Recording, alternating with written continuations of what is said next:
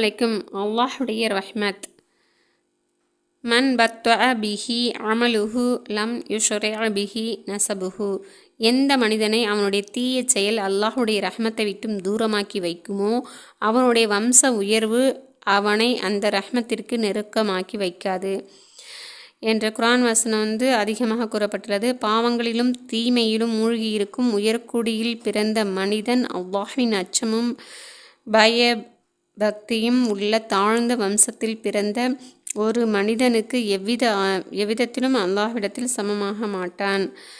உசைத் இப்னு ஹுலைர் ரலியல்லாஹு அவங்க அவங்களோட ஒரு ஹதீஸ் அன்னார் குர்ஆனை ஓதி கொண்டிருக்கும்போது தங்களுக்கு மேலே மேகம் போன்று ஒன்று இருப்பதை பார்த்து நபி ஸல்லல்லாஹு அலைஹி வஸல்லம் அவங்களிடம் அதனை கூறிய போது, இது மலக்குகள் ஆவார்கள், குர்ஆன் ஷரீஃபை ஓதுவதை கேட்பதற்குனே வந்திருக்காங்க, அவங்க நெருங்கி எடுத்து கொண்டிருக்கிறது தான் மேகம் போன்று தெரிஞ்சுது உங்களுக்கு அப்படின்னு சொன்னாங்க.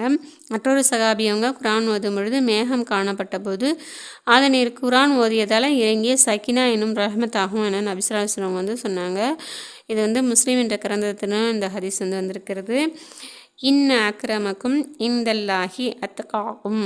நிச்சயமாக அல்லாஹ்விடத்தில் உங்களில் கண்ணியத்திற்குரிய உங்களில் அதிக பயபக்தி உள்ளவர்தான் என்று குர்ஆனில் கூறப்பட்டிருக்கிறது.